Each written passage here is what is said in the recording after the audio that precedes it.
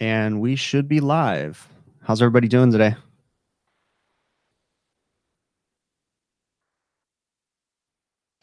You guys hear me in the chat okay?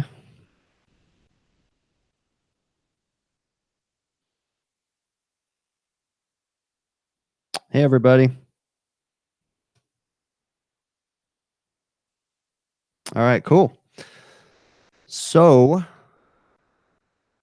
how's everybody doing? I'm doing good. Thanks, guys. All right. So today, I just want to go over a quick little educational topic, nothing crazy right now. And then after that, we're going to do a giveaway for the veto bag. Pardon my cheesy light right here. Sorry, one of these days I'll get professional and start making this work a little bit better and be a little bit better at it. We'll see. So, just the educational topic I want to talk about is I'm going to click this chat out of my face because I get distracted. I'll turn it back on in a minute. So I just want to talk about P-traps on AC or RTU units, even, residential split systems, sure, any of them. What the point of the P-trap is, why we need them, and where we need them, okay? I'll have a video coming out about it soon. Just had one. I just filmed one today, basically, because I had a service call on a water leak coming from a AC unit, and I just thought it was the perfect topic, so I just want to kind of bring it up. Okay, for those that don't know, especially on package units, but even on residential split systems, that kind of stuff too, you've got a negative air pressure side of your system and a positive air pressure side of your system. Okay, let's just break it down that way. So your return airstream typically is going to be in a negative air pressure, okay, because the blower motors typically pulling the air across or through the return airstream, blowing it out into the supply airstream. Okay, so once it goes through the furnace and or through the blower motor or fan coil assembly or whatever, you're going to be on a positive air side of the system. Okay. So when you have a, let's just talk about like a carrier package unit, okay? So when you have a carrier package unit on the newer units, okay, this applies to typically the newer ones, there's no device in there that creates a P-trap inside the drain pan, okay? So the drain pan will typically just come right out the unit and, you'll stub out with a 3/4 inch water line. And that system requires that you put a P-trap on there. And if you don't put a P-trap, what can happen is you can actually suck air in through the drain because it's on the negative air pressure side, and you can prevent water from draining out of that unit, okay? So what I had to do today was I had a system that the P-trap was constantly getting plugged up. And it was because the P-trap was too tight, okay? So basically they came with a regular 3/4 inch copper 90, and then they used a street 90 and went right into that, and that created the P-trap. So, the trap was only about 2 inches wide, and what happens is it would just constantly get plugged up because this unit would have lint or different things inside of it, and it would just become a restriction. And it seems like we have to go and clean that drain, every 2 months or something like that. It would just get plugged up. So what I did on that today was I went ahead and made a bigger trap, but then as I'll show you guys in the video, excuse me, I added some vents to the system, added a clean out to it, added some unions to it, so that way I could easily take the P-trap apart. But I just wanted to stress the importance of having a P-trap on there and knowing what is a vent and what is a clean out, okay? Because on this particular drain, I have a clean out on the AC side of the P-trap, okay, or so the negative air pressure side of the P-trap, and that's meant to be taken out to clean, and then there's a cap that goes back in there. Now, if someone leaves that cap out, then the AC is going to pull that air in through there and not allow the unit to drain properly, okay? So it's very important that we understand the difference in why we have P-traps. Now, in the very beginning, I said on newer carrier units, because on some of the older carrier units, and they used to have a big sticker on the side of them, they would have like an internal trap that was built into the drain pan, and that would you essentially did not have to trap that unit, okay? What was funny though was a lot of times the stickers wore off, and then people wouldn't even know that you weren't supposed to put a trap, and then they'd put another trap, and then it'd be double trapped, and just create a problem. So when it comes to like residential split systems, you know, it's important to understand and know which side your evaporator coil is on. Is it on the negative air pressure side or the positive air pressure side? So my particular evaporator coil at my house is on the positive air pressure side. So my coil is sitting on top of my furnace and it's pulling from the bottom of the furnace through, blowing it through the evaporator coil. So technically don't need a P-trap on mine because it's on the positive air pressure side. But, you know, always want to read your manufacturer's instructions and know when to put them and when not to put them and know, you know, how everything works with those. Okay. So another great use of a P-trap on those systems, depending on where it's draining, is, you know, like in a commercial setting, we might take a package unit and we might drain the you know, the lines downstairs into a floor sink. Okay. And sometimes, I don't think I've ever seen one drained into a live sewage pipe, but you know, sometimes on a floor sink, you know, there may be smells coming out of that floor sink, and you need to have enough of an air gap in between the drain line and the floor sink. That P-trap can also help to prevent smells from coming up through the drain, you know, and getting into the RTU unit. Okay, because that P-trap's going to constantly have that water in there, and it's going to prevent the smells. Similar to how the P-trap works on your sewage system at your house, on your toilet, or, you know, all that different stuff. You know, it's going to have, I shouldn't say on your toilet, but on your drains and your sink and different things at your house. You know, you have a P-trap on there to prevent the smells from coming up. And then I also think that it's very important that when you're installing P-traps, especially on RTU units, you know, on the roof where you're going to be doing normal preventative maintenances, that you have proper vents on them too, to allow it to drain properly. And then, like you guys will see in the video that I'll release soon, you know, having proper cleanouts and making it easier and easier for you to do a proper preventative maintenance, you know. So it's very important, I think, to think about that stuff. As I always do things, I like to try and think about the next guy. So, you know, when I was making the drain today, you know, I'm thinking of, okay, if I have to come back and work on this, this is what I want to do. This is how I want to have it. And, or, you know, I just like to think about the next guy when I'm piping things and doing different stuff. So, okay. Not really a whole lot of educational there, but I just, you know, thought it was important. I have gotten some questions about, you know, traps on systems and how that works. So I think, you know, I think there's a lot of misinformation out there. So, I don't know. There's a lot of people in the chat right now. I don't know which, if you guys have been paying attention. I know someone was in here earlier that was part of there was a bunch of drama in the YouTube comments. There was a guy just being a dick, basically. Anyways, but you know, I just kind of wanted to reiterate something. So the video that I released today, I talk about a true cooler, and immediately what I find is that the evaporator's iced up. And one of the first things that I said is I look up and I saw, you know, a PEN A19 or a temperature controller in the system. And I mentioned that that's part of the problem, and it is. Okay. So what happens on those reach-ins, medium temp we're talking about right now. So just like a medium temp cooler. The evaporator on reach-in coolers has a bigger TD than an evaporator on a walk-in cooler. Okay. But this does pertain to a walk-in cooler also. Excuse me.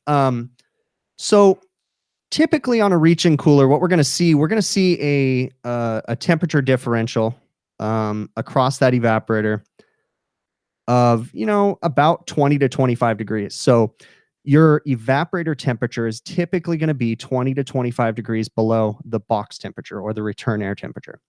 With that being said, if we are setting our temperature at, you know, let's just say we're setting our cut-in temperature of that reach-in cooler at 39 degrees, okay? With that being said, that evaporator is going to get, you know, 20 to 25 degrees below the box temp, okay? So you have a 40-degree box and you subtract 25 degrees, your evaporator is going to get down to 15 degrees. And that's why we have the need for a defrost on reach-in coolers. Where I really like it is when we have, you know, factory controls, coil sensing temperature controllers, because coil sensing temperature controllers have defrost built into their design. Okay. I've brought this up before, but the temperature controller essentially is embedded in the evaporator coil, and it doesn't allow the box to turn back on until that temperature controller, which is, you know, in the evap, senses that the box temp has gotten to, let's just say 39 degrees, okay, whatever the design temp is on that thing. Versus using an air temperature controller, that air temperature controller has no way of knowing when the box temp or when the evaporator is at 39 degrees, okay? So that's what I was trying to reiterate in the video, and I know there was a bunch of crap going on in the comments about someone saying that, air temperature controllers can be installed on a reach-in cooler and they can work just fine. It is possible, okay, but you do have to understand that when you have a high volume restaurant and they're opening and closing the doors constantly, the uh, that evaporator coil is going to start to build up that frost, okay? And that frost, if you are going to put an air sensing temperature controller, what you need to do is you need to put a defrost clock on it, okay?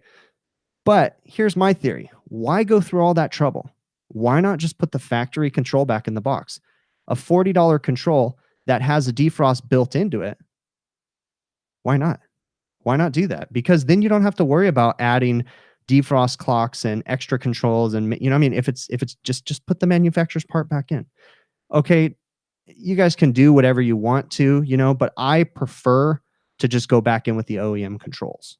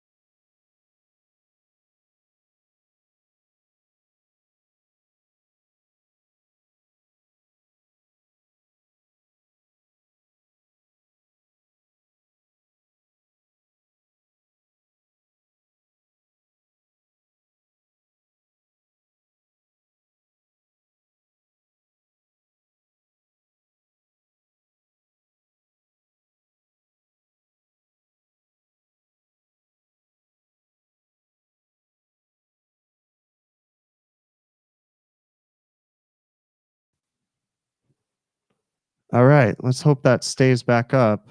I don't know if I lost all you guys there. Seem to have lost the stream for a few minutes there.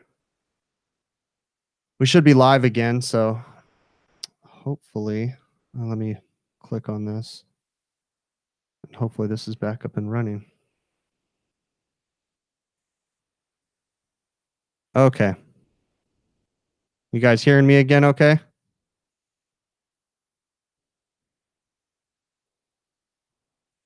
Yeah, sorry about that, guys. We lost the stream for a few minutes. Yeah. You should be getting better. All right. Sorry about that, guys. Okay. Anyways, so where I left off, sorry, the reach-ins and stuff, with those constant cutting controls, I prefer to go back in with the constant cutting controls. So it is what it is. I like the way that they work. So, I like to put the factory parts back in. But before we lose this stream again, let's go ahead and do this giveaway that I was talking about. Okay. So that way we at least get that part done and it's on the recording. So yeah, exactly. I didn't want to give up the veto bag. So let me go ahead and pull up some information. You guys just bear with me for a minute and I'm going to pull up the veto giveaway here. And I will find the video. I had all this stuff up, but when my computer crashed, I lost it all. So give me 1 second here. And there we go, right there.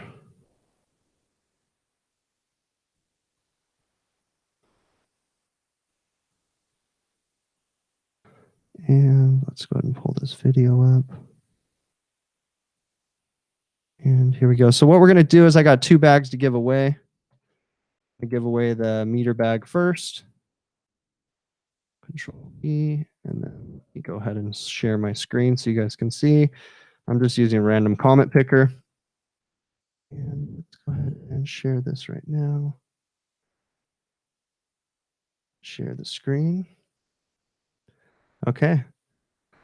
You got the screen share going up. Can you guys see the screen share okay?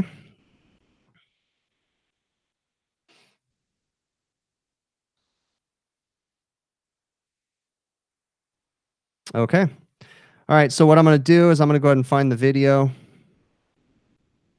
Pulled 376 comments out of here.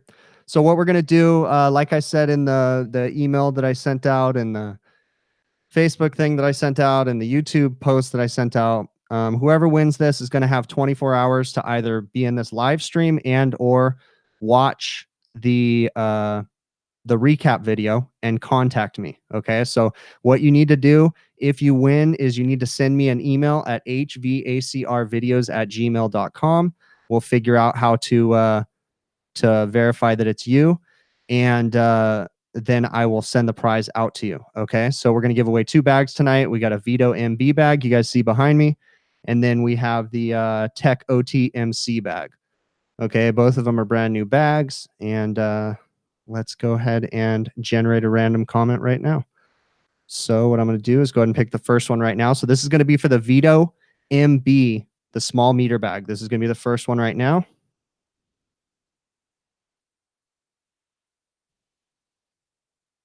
Okay, so I do not know how to pronounce your name. It's FELYPC.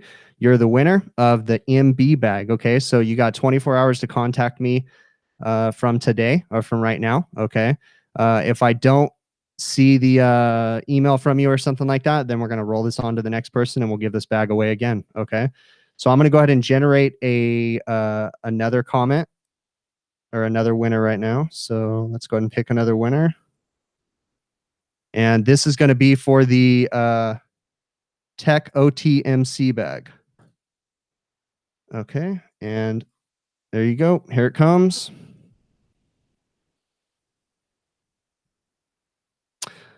Def HVACR SoCal.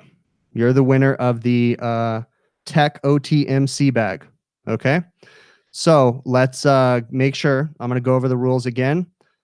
Congratulations to the winners and sorry for the losers, but you guys are losers, so you suck.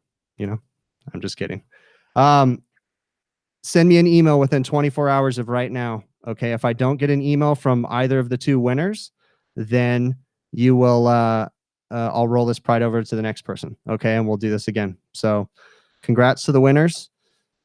And we will move on. Let me go ahead and turn my screen share off. Okay, so I plan on doing a lot more giveaways, guys. All right. If you know, I get more people working with me. I've been talking to a bunch of new vendors about sending me some stuff, and we'll see. Okay. And we'll see about giving some more stuff away. Yeah, if you all email me, then you know, I don't know. I'll figure it out. I know who the winners are, so we'll figure it all. Yeah, please don't all email me saying you're the winner. Okay.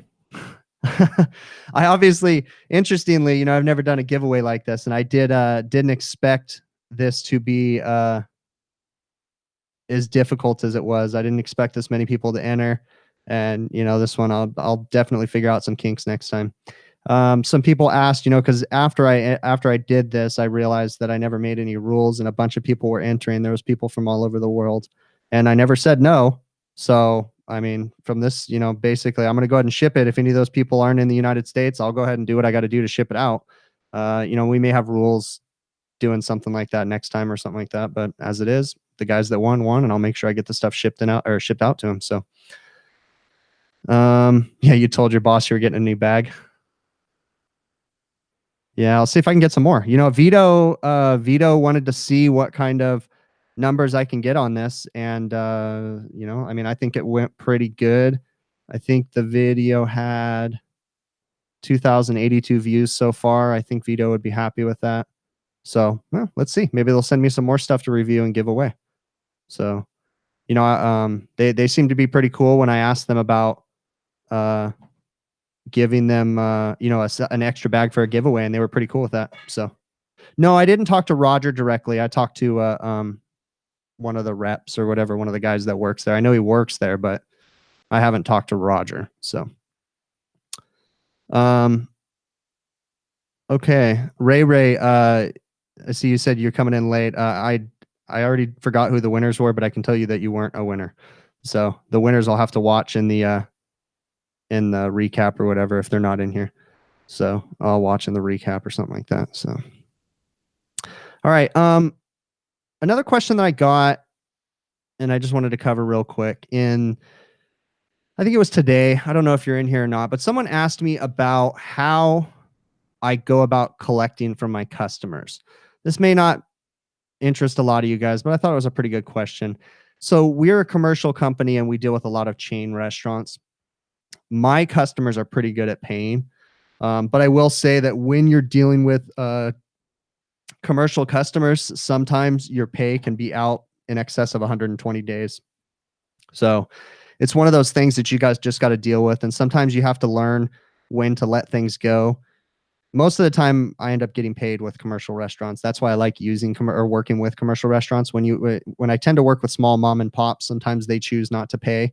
And then half the time it's a matter of, do you want to lose money taking them to court, or do you want to just let it go and move on and let your life be stress-free? It's not something that you like to do, letting money go, but sometimes it's just not worth the fight. So again, I just kind of wanted to bring that up. It doesn't mean, or I didn't mean to bore you guys with that, but that was just a question that I had gotten. So JYP Lynn, next time give away my old socks and my old shoes. Do you guys want those or what? No? Yeah, the views stayed strong after the giveaway, so we'll see.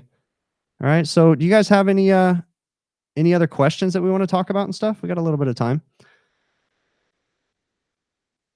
Let's go back up here to the comments here real quick. Let's see. Oh, see, I lost half the comments because of the dang computer crashing. So actually, it wasn't the computer crashing. My internet died.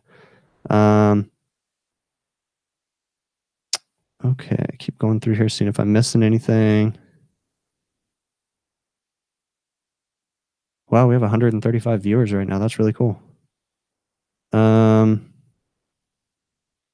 Just looking through the comments, guys, to see if there's any more questions in here.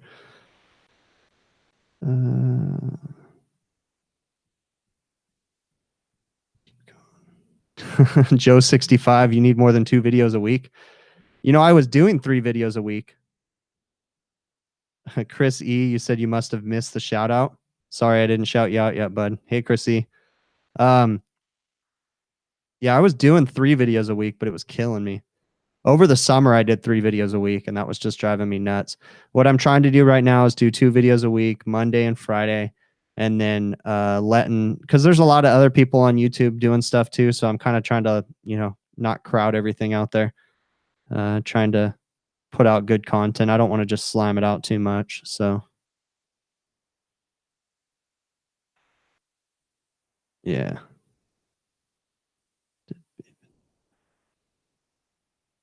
Alexander, sometimes on the videos, when you're doing PMs and stuff like that, sometimes those are actually good times to do a video. Like for instance, today I went out on a water leak coming from an AC, and I thought it was the perfect call to be able to show, what negative air pressure does to a drain. And so, sometimes it helps. Brian Milborn, you ask, when you hear the condenser is flooding back, you're lost. Any tips? When the condenser is flooding back, I'm assuming that they mean that you've got flood back on your suction line coming back to the condenser, I'm assuming. I mean, I would assume that you've got an expansion valve. Something's going on with your expansion valve that's possibly causing the system to flood back. It's kind of hard to know exactly what's going on without context to that question, Brian. But I mean, if you have a system, a refrigeration system where the expansion valve is overfeeding, it's oversized, or there's a really heavy load in the box, you could be flooding back refrigerant back to that compressor. So, um, I don't really have much more to add to that right now, but just understanding how an expansion valve works can really help out with that. So, Byron, you ask if I go to Allied Refrigeration, the LA branch. No, I've been there once or twice before, but I stay in the Inland Empire. So when I go to Allied Refrigeration, it's either the San Bernardino branch, the Cathedral City branch, or the Pomona branch. Those are the ones. Sometimes I'll go to the Tustin branch or the City of Industry branch. So, but for the most part, it's Pomona or San Bernardino. So. Alexander, you're saying that there's R290 ice machines. Yeah, there's a couple manufacturers out there doing R290. So Total Tech, you say at CSC Refrigeration. Chris Cassie is a great guy, dude. He puts up some good videos. Are you in here, Chris? I might have seen you earlier. I don't know. Okay, 716 appliance guy. What's my go-to for the smart probes? Right now, the Field Piece Job Link, man. Hands down, the best smart probes out there right now. Unless Testo comes out with some new Bluetooth, um, I'm just not a fan of the Testo probes unless they fix the Bluetooth stuff. And then the iManifold stuff was my favorite, my absolute favorite. But when the Field Piece probes came out, the wireless temperature clamps just kind of, made me make the switch. I still think that the iManifold has better range as far as the repeatability of their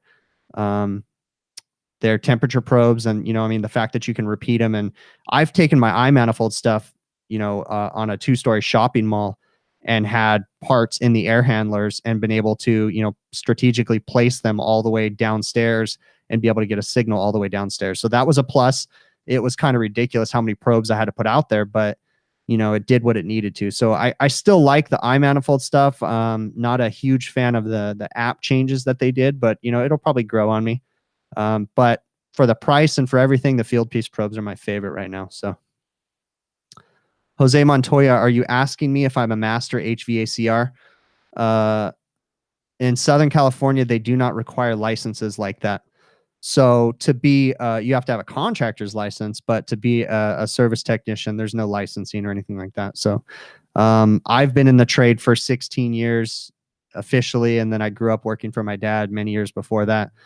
Am I the best? No. I'm always still learning every single day. It's just a process to always learn.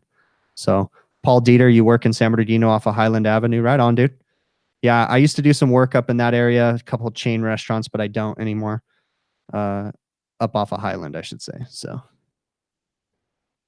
Oh, I see you there, Chris. Hey, man. Sorry, I'm just kind of going down through the comments here. What's my method for adding winter charge to a receiver? I like that topic.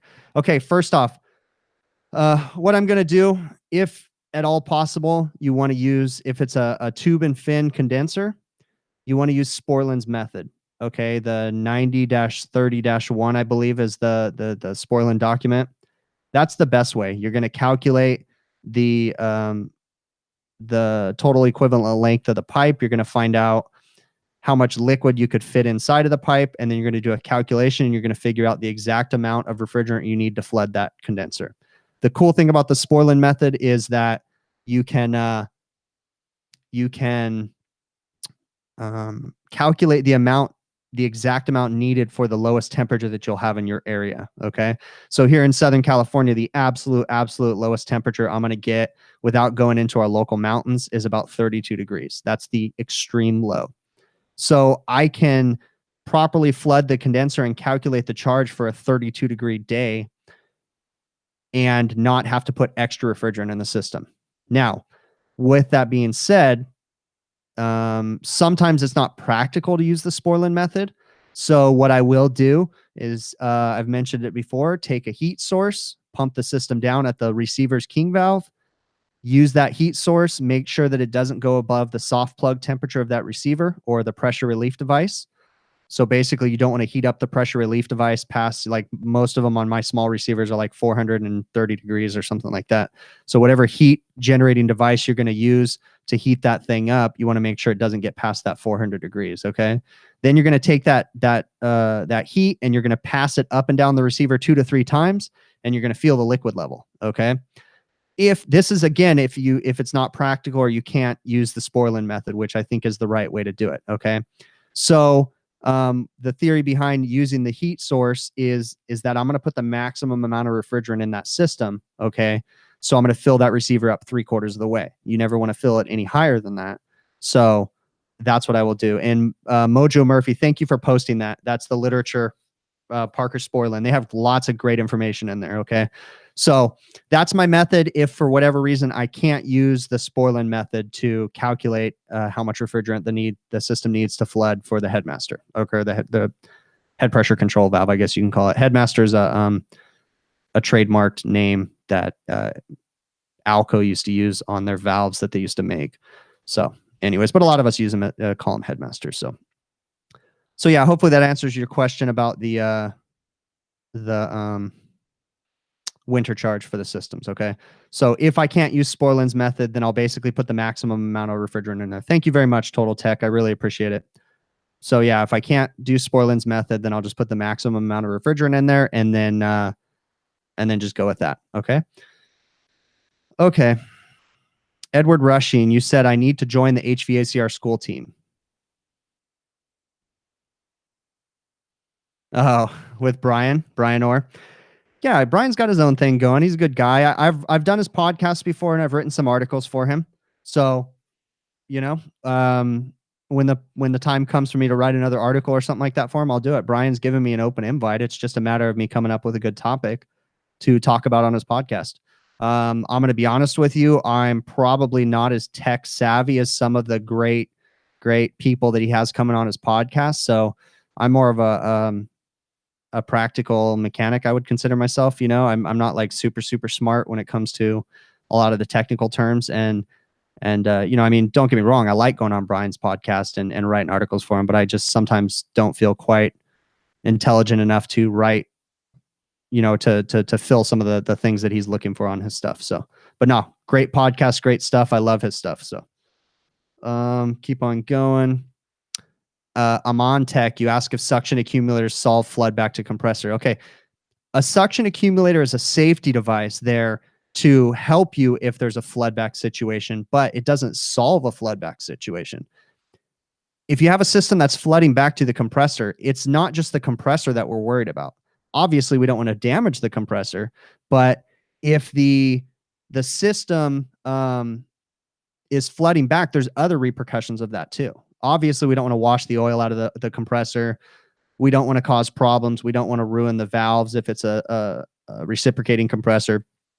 But you also have to remember that when you're flooding back, you're filling that evaporator with so much liquid refrigerant that it can't boil it off, and your evaporator then becomes inefficient also. So will an accumulator solve a flood back issue? No, it won't. An accumulator will help to protect the compressor when you might have some flood back, but it's not there to solve the issue. Okay. So Gary Black Jr., you said if you have a bad headmaster, you put a fan cycling control. That's fine. You know, and some people like fan cycling controls. I'm not a huge fan of the fan cycling controls because I work on the smaller refrigeration stuff. Okay. So, in my opinion, and this is my opinion, a fan cycle control is kind of rough on the system, especially if you only have one condenser fan motor. Okay. Where I really like a fan cycling control is if you have two condenser fan motors, because then you can slowly stage the condenser fan motors. And what you tend to notice if you work on any systems where, like here in Southern California, we have mild weather, right? So if we're working on an R22 system and the fan cycle control is set for 200 and 250, so it turns the condenser fan motor off at 200, but turns it back on at 250. Well, what happens on a mild day, let's say it's 65, 55 degrees, when you turn off that condenser fan motor, your head pressure just slams high really quick because it's still mild outside, okay?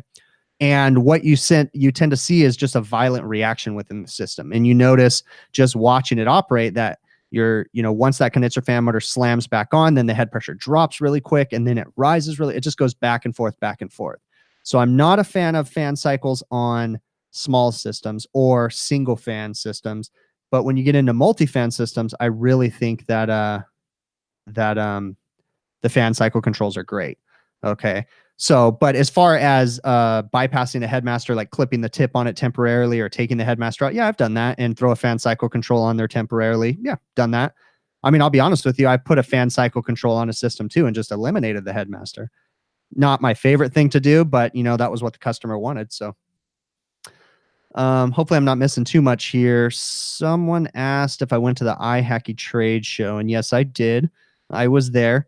Paul Dieter, you asked, did I go to the HVAC convention in Pasadena that just passed? Yes, I did. We have a small convention out here, guys. It's nothing like the big one that we have. I'm trying to think of what's the big convention's name was in Vegas last year or whatever. Anyways, it's nothing like that one. It's just in a small little convention center we have here, just in a single room. And yes, I was there. I was there for a couple hours just walking around talking to everybody. I really didn't get a whole lot from the convention itself. More so, it was just a way for me to see people that I haven't seen in a while and interact with people. So, just Russ, do I work with EPR and CPR valves, and how do I adjust? I'm going to be honest with you. I really don't work with EPR valves very much. Okay. I do work with CPR valves. It's just a crankcase pressure regulator, and EPR valves, an evaporator pressure regulator.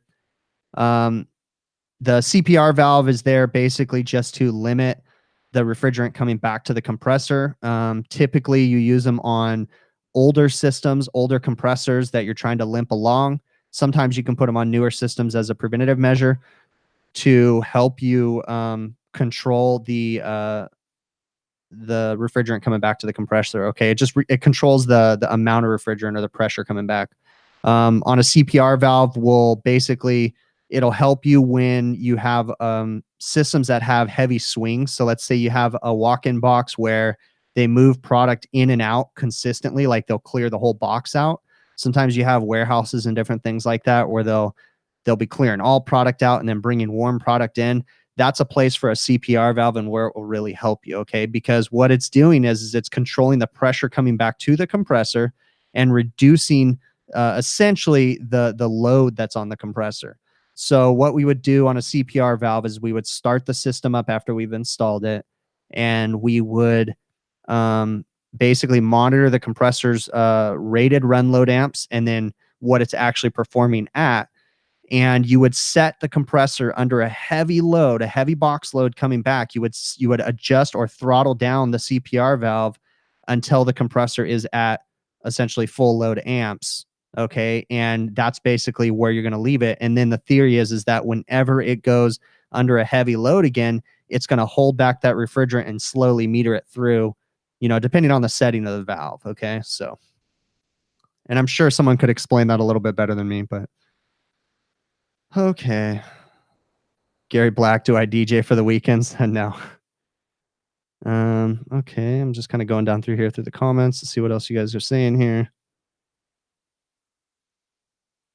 Harry, I'm sorry, I can't. Sarat Sklau. I'm sorry if I butchered your last name, dude. You asked me if I work for my dad. Yes, I do. We work together now. We own the company together. When did I get serious about HVAC and really start to understand the operation of a system? Okay, so I grew up working for my dad as a kid from basically probably 12 years old on. Whenever the weekends, my dad was always working. I would go to work with him. Whenever the summer, I would work the whole summer with him. On a side note, I remember working for $20 a day. That's what I was getting paid probably when I was 12 years old, which for me back then was like amazing because at the end of the summer, you had like $250 or something, you know what I mean? But $20 a day, dude. That was, I remember. It makes me laugh to think about that. Sometimes I tell him he owes me some money. Yeah, so when did I get serious about the trade? I mean, I'm going to do, not spoiling any secrets. I'm working on a podcast, guys. So this is going to actually be one of the episodes of the podcast is kind of covering what and how I came into the industry, but I'll explain a little bit right now. So yeah, I officially started in 2002 is when I officially came to work full time. Okay. A couple years after high school. And, when I first started doing this, I had a lot of questions. I came into this like with every question in the world. How does this work? How does that work? Do not want to discredit my dad, but my dad was an old school technician. Okay. He doesn't work really in the trade anymore. He works in the office and, you know, we kind of split our roles, but very, very smart dude. Taught me the troubleshooting skills I have. So I'm not talking crap about him, but he's just a technician that came from a different time. So when I really came up and really had all these questions, he didn't have the answers for me. Okay. And for a while I dealt with it. You know, I always joke around with when I would ask a question, it was because that's the way it is. That was the answer. And again, I'm not knocking him. It was just a different time. Okay. To this day, I mean, he still doesn't really understand the way that superheat works and different things, but obviously he did all right and ran his business as long as he did before, you know, I came into the mix. Okay. So just want to make it clear, me and him, you know, I'm not knocking him. Okay. He just came from a different time, you know, different. He was an old school tech. Okay. So I didn't get the answers that I wanted from him. So I was really, really eager to learn. I went to the local community college, went to school there and kind of got the same thing. If I asked a question, the teacher would, you know, some of the teachers, not all of them, but some of them would just hand you a book and say the answer's in there. That's not what I was looking for either. I had a mentor that worked with us, one of the lead techs that we had working with us that taught me a lot too. So I got a little bit from everywhere. I got it from school, got it from my dad, got it from my mentor that was working with me. But it still didn't fill the questions that I had. Started reading a lot. And one day it just clicked. Okay. And that's what I try to tell people. It's going to happen for everybody.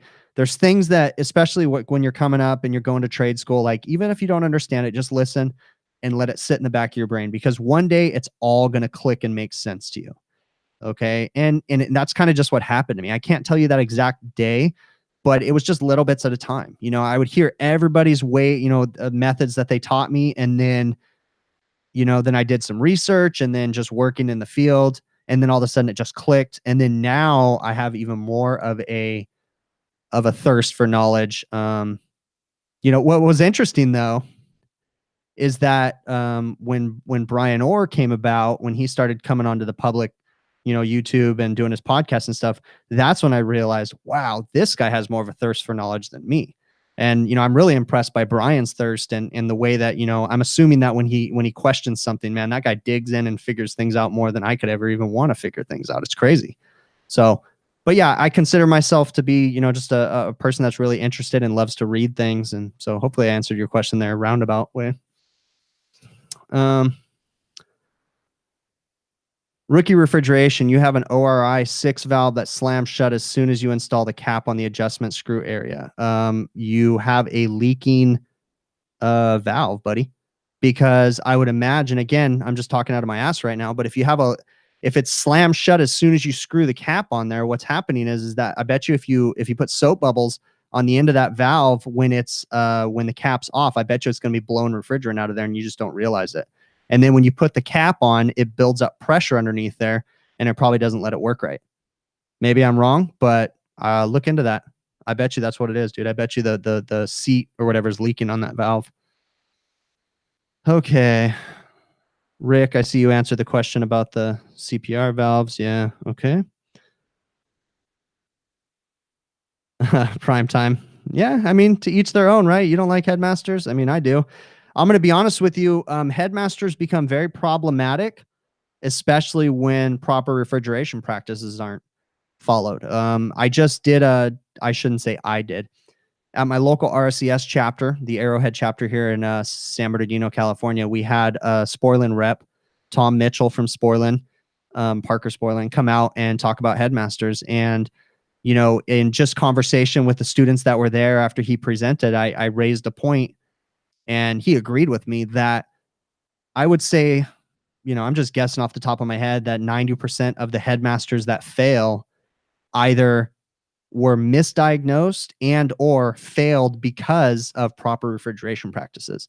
Most of the time, a headmaster is going to get stuck in one position because something is floating around in the system and messing up that valve. And or a headmaster might get warped or deformed because someone's not properly cooling that valve when they're brazing it in. So I would say that, in my opinion, most headmasters, I shouldn't say most, but a lot of headmasters are misdiagnosed as being the problem when in fact there might be something else wrong. Not saying that the headmaster wasn't bad, but I'm just saying that it got stuck open because of this or, you know, different things like that. So keep on going down here through the comments, try to catch up to what we got going on. Brian Orr is a future legend. Brian Orr already is a legend in the industry, Total Tech. He's an awesome dude. Very nice guy, too. Very, very nice guy. Very approachable. You got a question, send that guy an email. He'll answer your questions all day long. He'll have conversations with you. Very, very nice guy. Yeah, exactly, dude. That's why rookie refrigeration.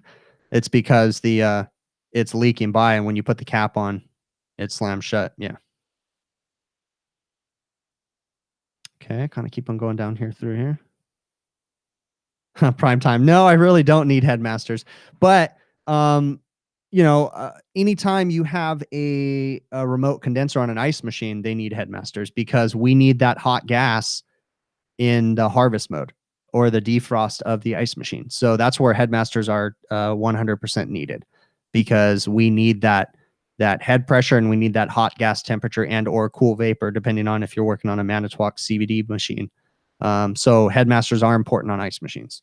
If they're remote, they got to be there. Headmasters and fan cycle controls for sure. So kind of going down through here. Mojo Murphy. I do like doing restaurants and I don't do any cooking appliances. I would love to get CEFSA certified, but the cost kind of turned me off. It's really not going to do anything for me because I'm in this weird place right now where I can't accept any more customers and I'm super busy with what I have.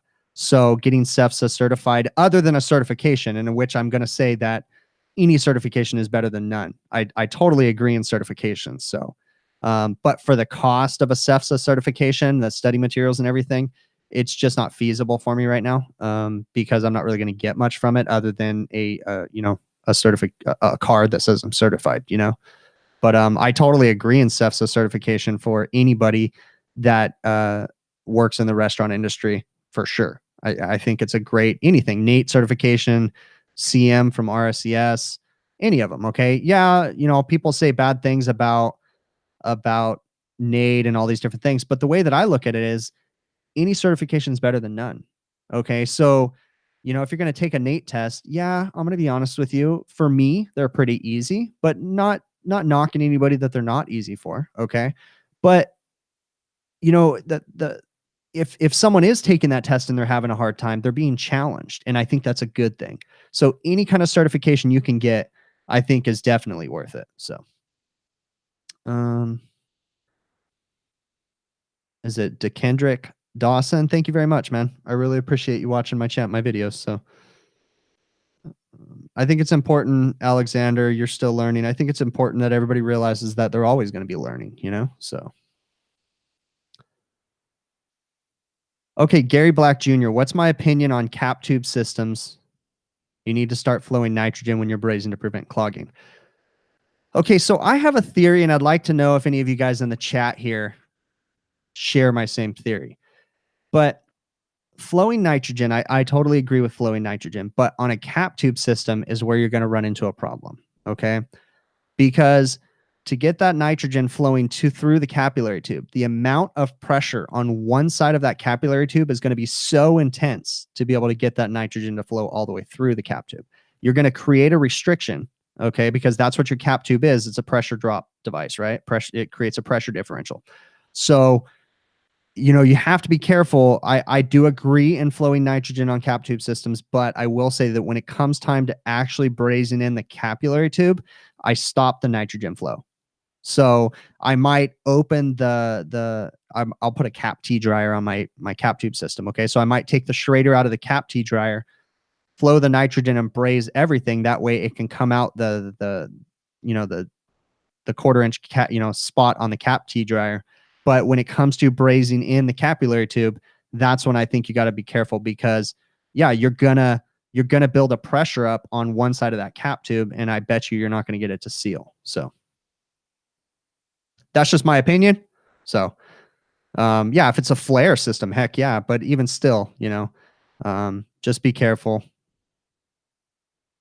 I'm going to be honest with you. I didn't start using nitrogen probably until the 2010-ish, when I started reading stuff, because it was one of those things, again, that was never taught to me. And not excuses. I read about it, but I didn't quite understand how to use it. So definitely in the last 10 years, I've learned a lot and changed my practices. But there is something to be said about the systems that I worked on back then that never had a problem. But again, I'm all for doing things the right way. I'm not knocking people for not doing it. I'm just saying that, Def HVACR SoCal, dude, you did one, man. You won the veto bag, dude. So what you need to do is email me. So you actually won the big veto bag, the Tech OTMC that's behind me. So what I need you to do is send me an email to hvacrvideos@gmail.com, and I will send the bag out to you, dude. So right on. I'm glad you came in here. Yeah, I'm super glad you came in, dude. That way, I'm sure you would have watched the video anyways, but yeah, you won, man. So, okay, let's keep going. And the bag that you won is the one right behind me, the open top bag. So,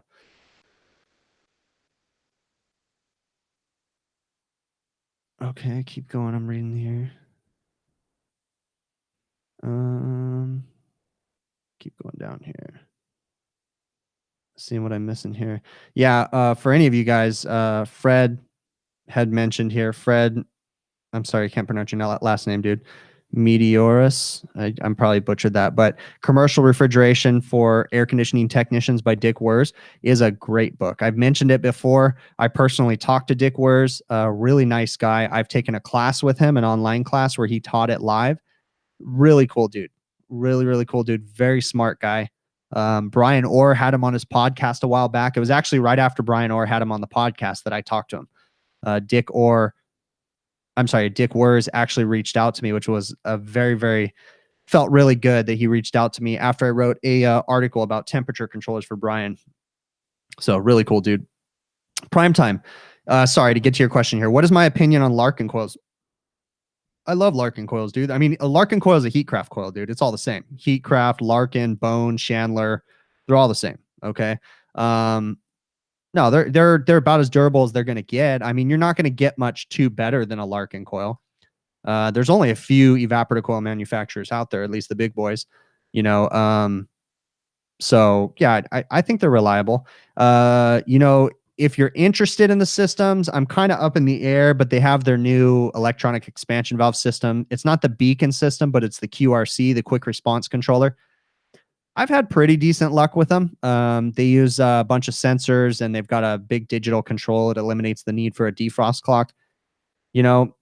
I don't know. I'm kind of up in the air on whether or not I like those or not. I've installed like 3 or 4 of them. Not stuff that I sold, but customer supplied equipment. And I mean, they work. I'm still like an old school dude, so I prefer to have just a normal expansion valve and solenoid valve. But you know, they're pretty cool. So okay, let's keep going here. Where can you find training courses and things of that nature? You tell your boss all the time. Brian Milburn, are you in the States? I'm assuming you are. If you're in the States, what I suggest you do is look up, as far as online training goes. Okay, right on. Yeah, as far as online training goes, look up HVACR edu or .edu. HVACR edu? Let me pull it up real quick to make sure I'm telling you that right. The right thing. Okay, HVACredu.net. They have a lot of online training that's usually subsidized. I'll go ahead and do a screen share right now and show you their website so you can see what it is that I'm talking about. You can usually get some free training resources. And in fact, that same class that I took with Dick Wers was the commercial refrigeration class. And it was through them. And I actually didn't have to pay for it. And I got a book. It was a really cool class. I don't know that he does the live classes anymore, but they have a lot of cool information, lots of great stuff. This one right here is what I took, the commercial refrigeration class. So they have building automation classes. They have all kinds of stuff on there. So if you guys don't have physical trainings that you guys can go to, I would always suggest looking these guys up. So hvacredu.net. The owner, the guy that started it, his name's Chris Compton. He has a bunch of people that work for him now. He's a really cool guy. He's come and presented at my RSES classes. They do a lot of, like I said, if you can't go to a physical training, they're a great online resource to get training from. So hopefully that works out for you. And then also Fred said RSES, definitely. Okay. I am very much involved in my local RSES chapter. Lots of great information. Definitely Def HVACR, you're welcome, man. No problem, dude. I'm glad you won. So if you guys can look up your local RSES thing. True Tech Tools, yeah, they have some online training too. So there's all kinds of stuff out there. You just got to look it up. HVACR School, Brian Orr's thing, you know, he does some great stuff on there too. So, okay, Paul Dieter, when I run into an R22 system, do I retrofit to 407C or do I use any of the drop-in refrigerants? Okay, it's kind of a sour subject for me. I currently use R22. Okay, I don't go in with any drop-in refrigerants. I'm not going to completely say that I'll never use a drop-in refrigerant, but I will not do is use a drop-in refrigerant that says it works with mineral oil. I have not had good luck with them. It's just been a headache for me. That's me personally. Some people like the drop-in refrigerants. I'm just not a fan of them. Okay, so I stick with R22. I would be open to using 407C if it was a polyester oil system. Okay, but if it has mineral oil in it, I'm only going back in with R22. If the customer insisted that I used a drop-in refrigerant, they would be signing all kinds of paperwork that I would not be liable for that compressor. I'll tell you a story that I lost a Trane 10-ton 3D scroll compressor a day after I installed it.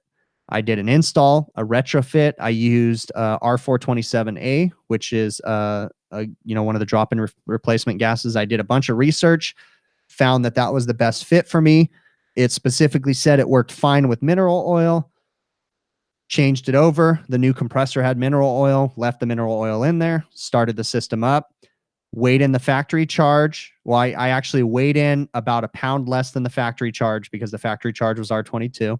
And then what I did was I adjusted the 427A to the superheat of what Trane wanted on their system. And this was a fixed orifice, one of the Accutrol metering devices. So when I left, that system was operating great. A day later, I got a call back. The compressor was bad. Did some research, got a new compressor.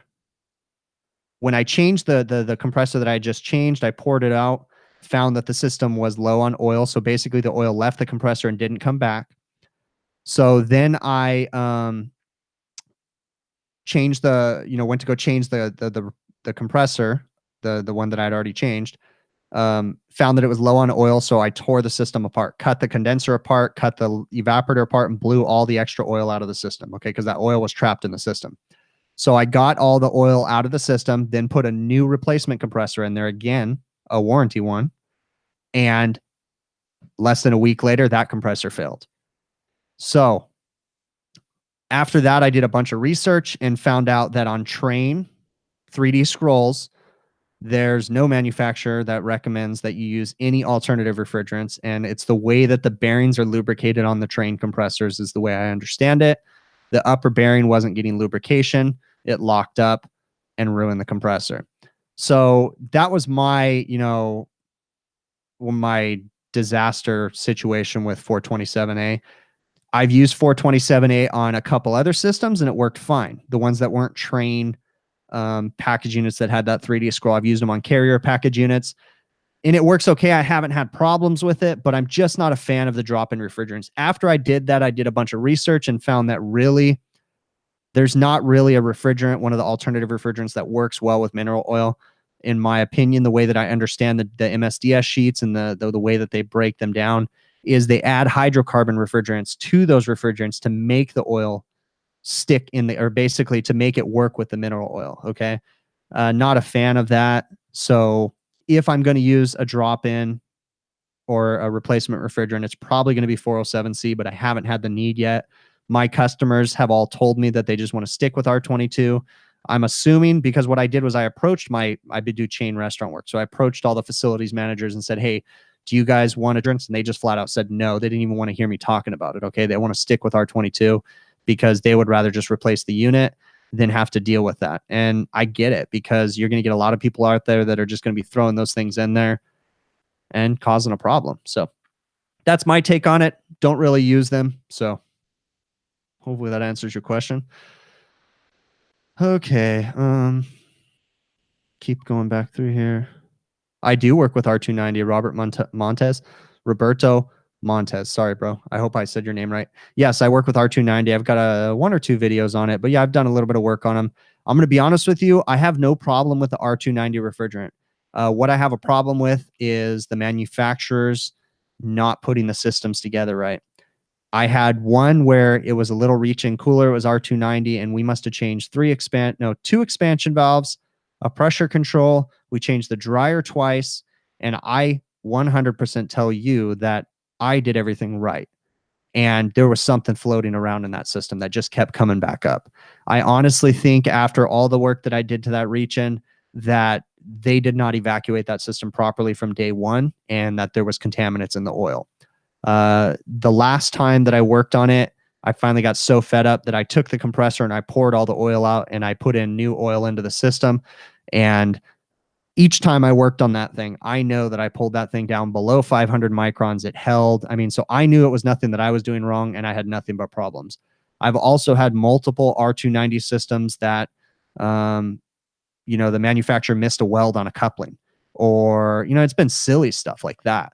So, that's the only bad things I can say about R290 is nothing with the refrigerant. It's just the manufacturers haven't been doing a good job at building the boxes. So, okay, keep going down here, seeing if I'm missing anything.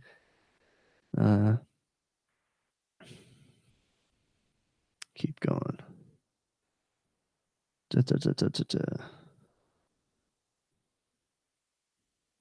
Okay, Mojo Murphy, you said you're getting a lot of customers to move to 404. You're almost exclusively refrigerant, very little AC. What's interesting is the 404 is on the way out too, right? Because new manufactured refrigerators after 2020 aren't even allowed to use 404 anymore. So I actually just saw like an email from someone that I'm on the warranty list or whatever for, and they were talking about trying to find new retrofit refrigerants. So yeah, I don't even know, man. I try not to stress about the laws outlawing gases and stuff because I'm just a tech that just works on what I get and, just try not to worry about it too much.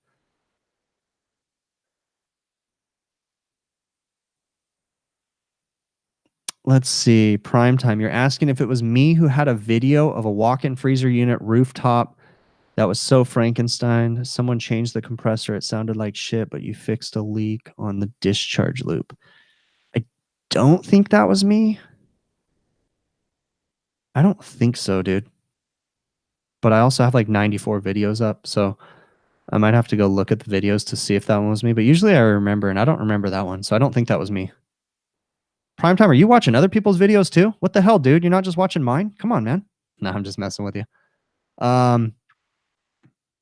What's the going rate for R22 in my market? I'm going to be honest with you, dude. I don't know.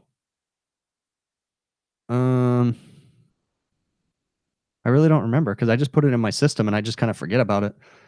I want to say it's just a little bit less than $500 a drum, but obviously we've got to get markup in there and stuff. So, but I don't know, dude. I'll be honest with you. I haven't bought R22 because I've had a stockpile of it.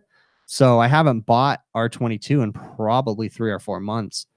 So I'll be honest with you. I don't know the exact price, but I wanted to say it was somewhere around $500, somewhere in there, a drum. Okay, keep on going. A lot of warranty R290 work out there. Yeah, because pretty much all the R290 bear downs, you said that all the R290 units, for the most part, they all have 3-year parts and labor warranties, all the major manufacturers. So, the almost everything's going to still be under warranty. There's probably a few that are just going out of warranty because I think True was one of the first adopters that had R290. So they've probably been out for 4 years now. So they've probably got some that are out of warranty. Most of the Delfield stuff's still under warranty.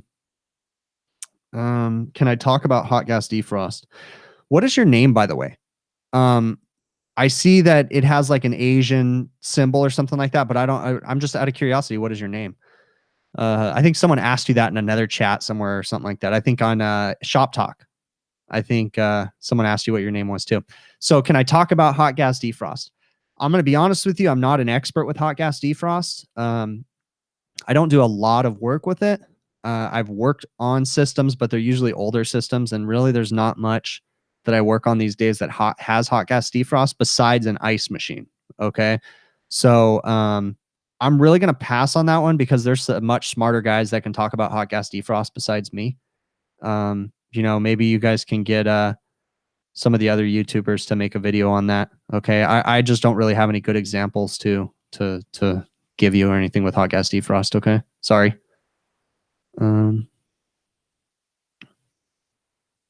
Yeah, HVAC Alex, HVAC Life with Alex. He's got some good stuff. I don't think he's in here tonight, is he? He pops in here sometimes. So, but yeah, he's a good dude. I watched his videos. He gave me a lot of motivation to start making my videos. So, watched his for a long time because he was one of the first that was making refrigeration videos besides Jim Petinato and then obviously NorCal Dave. But Alex was just kind of the first showing me restaurant stuff. And then I think I found Alex first, and then I think I found NorCal Dave after that. So Rick with Northwest Ohio HVAC videos. I don't know how confident you are in hot gas defrost. Maybe you can help someone with a video on that. Just not a super smart person with a hot gas defrost. So yeah, cool runnings refrigerant. Your truck is like a rainbow for sure, dude. I mean, in my truck right now, I don't carry too much. I've got 410, 22, 404, 134, and R290. Yeah. And then I have a drum of 427 still sitting in the shop. And then also in the back of the shop, I've got MP39, 409A, 408A, and a drum of 502, but I don't use any of those anymore. So, yeah, Northwest Ohio HVAC is a great channel, guys. Make sure you guys subscribe to him. His name's Rick, really good dude. I communicate with him often. Lots of great videos on there. So subscribe to his channel, get that count up for him, and make sure, if you guys don't already know, I'm going to go ahead and cover this. YouTube ranks our videos and puts us in search results basically based on the amount of feedback and interaction you guys have with us. So the more subscribers is always a plus.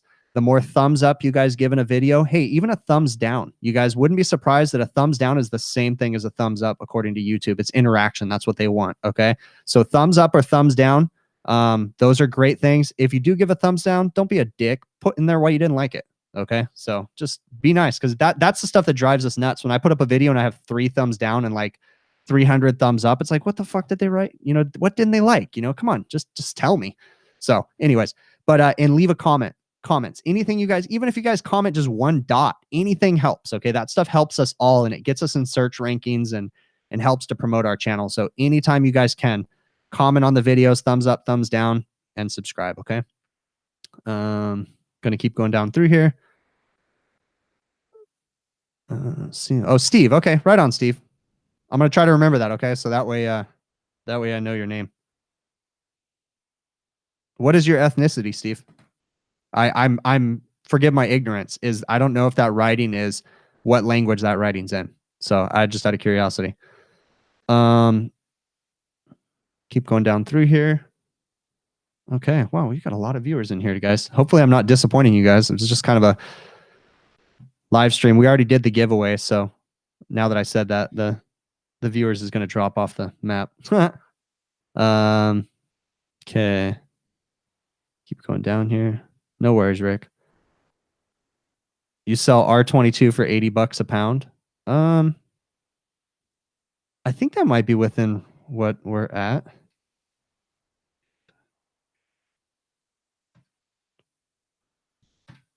No, I think I'm in the 40s, dude. 40s or 50s a pound. But again, it's all in my computerized system. I don't even know what I sell it for anymore these days. I just update the pricing every once in a while, and then I got so much stuff in my head that like when it comes to pricing for my refrigerants and different things, I just pay attention when I'm setting pricing, and then I forget it. So, and I use a software system with my company called Intuit Field Service Management, or Corrigo, and we don't put all of our pricing in there, but we put a lot of things like refrigerants and different things, so that way I don't really have to worry about those ones. So keep going here. Thank you, Alexander. Okay, let me see. Geez, Solace, I'm sorry if Nightbot is kicking you out, dude.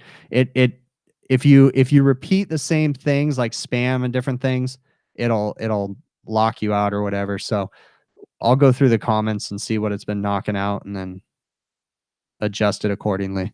So, hey Alex, how you doing today, man?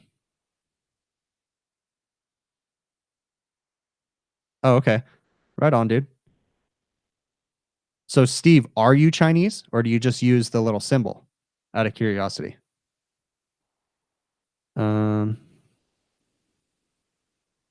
Sure, I guess if you want to thumb them down, but at least leave a comment as to why you don't like them, Gary. Okay. Thanks, Chris. I really appreciate that, dude. I'm just kind of answering questions now. Guys, for those of you that didn't start the live stream out, we already did the giveaway, and I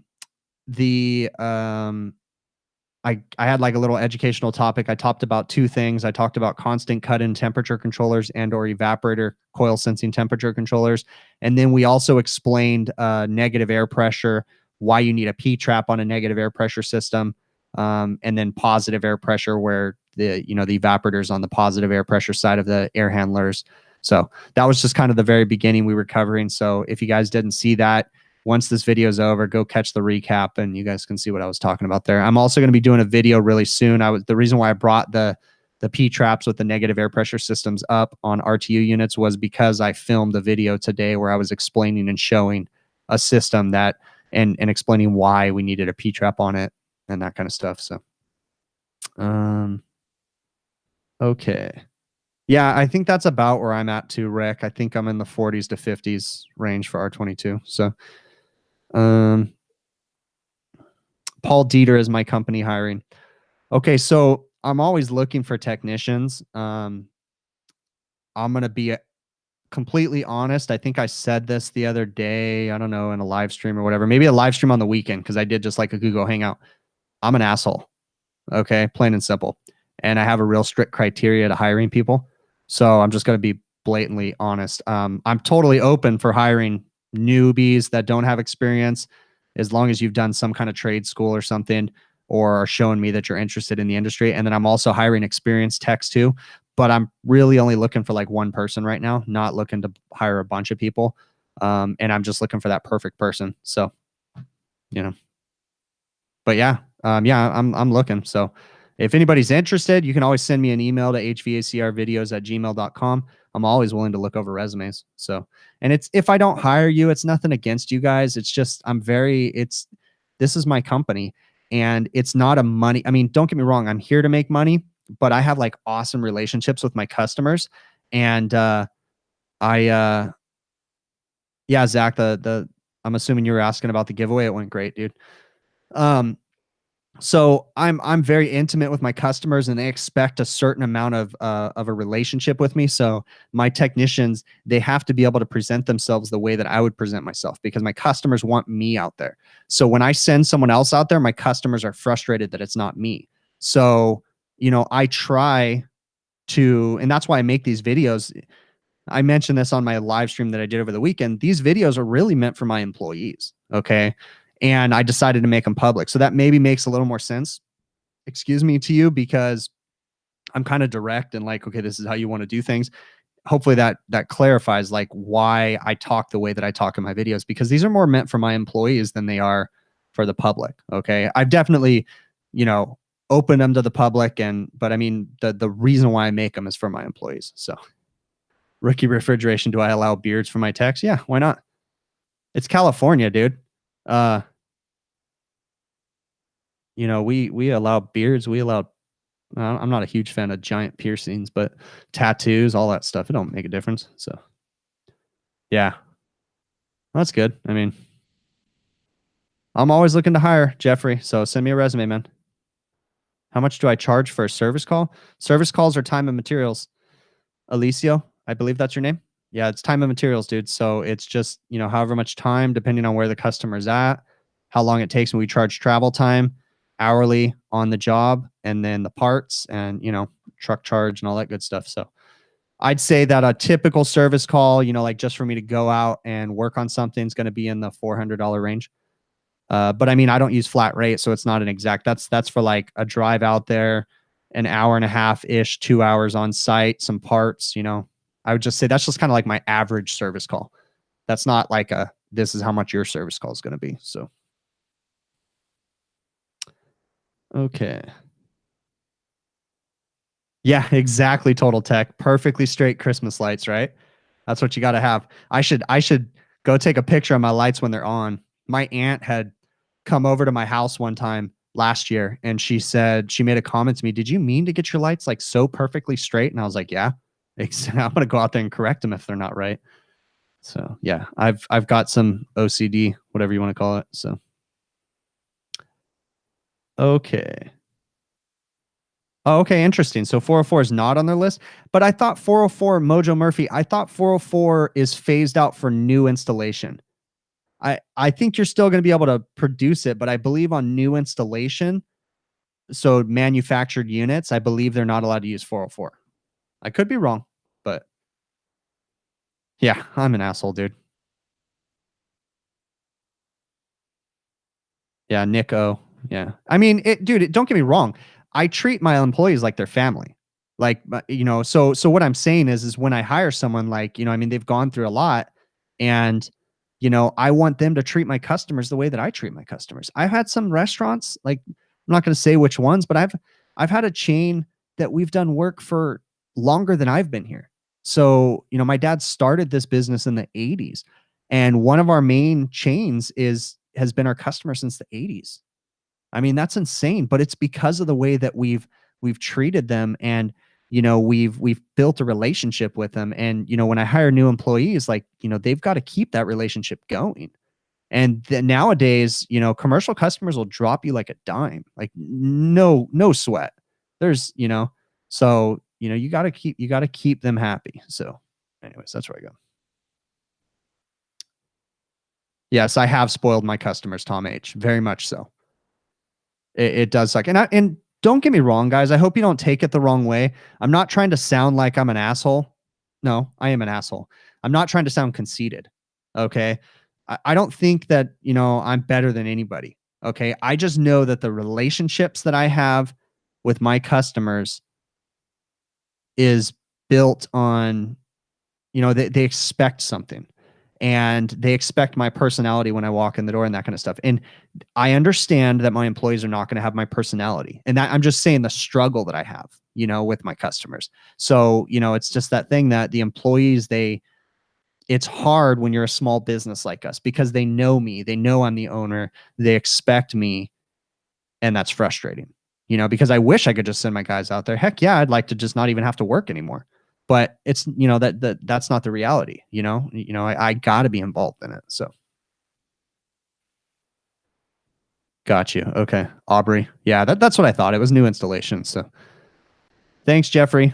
All right.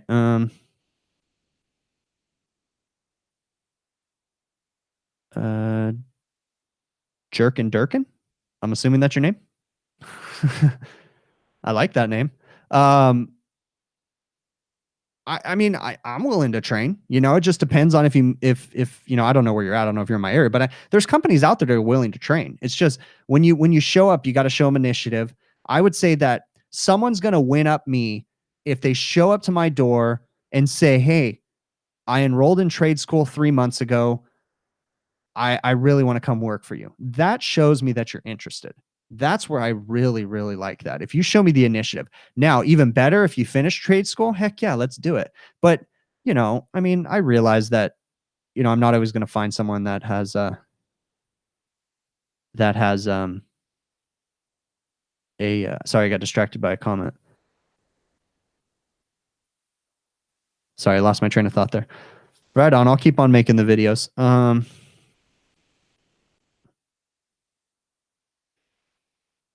Gary Black, I try not to do that.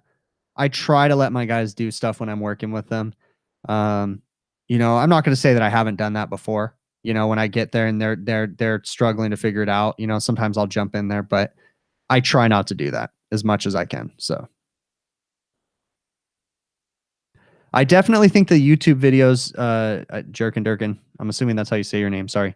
You know, I definitely think the YouTube videos are a good supplement to an education and to an apprenticeship. So, exactly. Treat customers the way you want to be treated.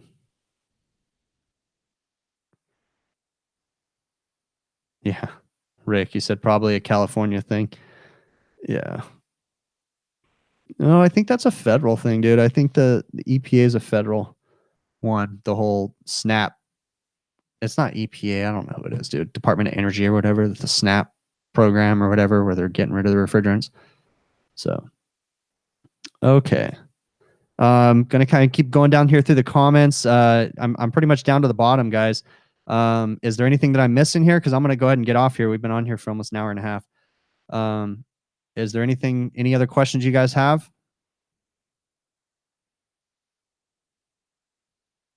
Oh, you got an IntelliHood system down, Alex? Right on. Yeah. Did they actually? Is it a system that's still working? My problems with the IntelliHood systems were just bad drives most of the time. Very rarely did I have bad sensors or bad optics. It was mostly just bad drives when I had problems and or motor failures that were causing drive lockouts and different things. So I liked the mailing system, man.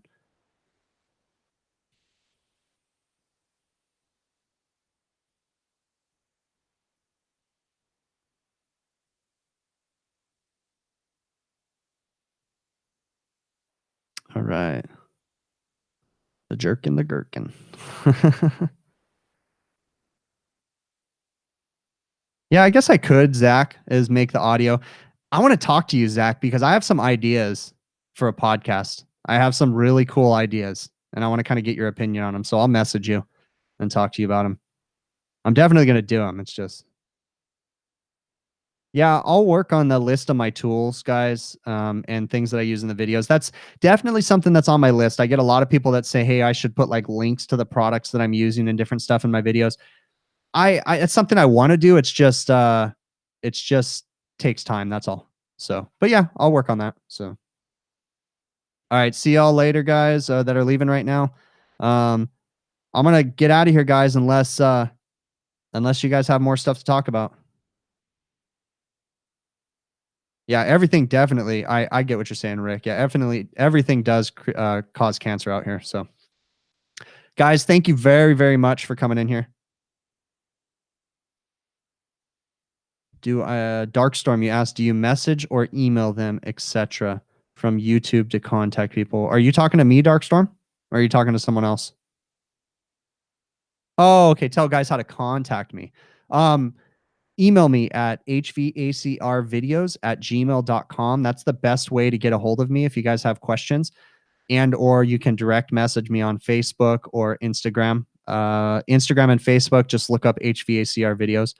Soon, working on it. Hopefully by the end of the year, we're gonna have a website coming up. Just got a logo created. So, and then I'll be able to direct you guys to the website, and then that'll have all my contact information and stuff. Okay. So if you guys have more questions, send me emails again, hvacrvideos@gmail.com. And see you guys on Friday. I'll be dropping another video. And obviously, we'll see you in all Zach's stuff that's going to be happening the next couple days. Zach, you've got something coming tomorrow. Is today Monday? Tuesday? You have a video. You have a thing tomorrow, right, Zach? I think so. So, okay, cool. Anything else, guys? Yeah, Swag Tuesday. That's right. Yeah. So we'll see you guys all in Zach's stuff tomorrow. Make sure you're going over there. I know you guys are already subscribers to his stuff, but if you're not, check it out. HVAC Shop Talk. He has something going on tomorrow. And then right on. Appreciate that, Superior. Okay, guys. I'm going to go ahead and click end on this. Thanks for coming in. I really appreciate it. And we will talk to you guys later. Thank you, Zach. Watch the recap video to see who won, guys. And hopefully we'll do some more giveaways soon, okay? All right, guys.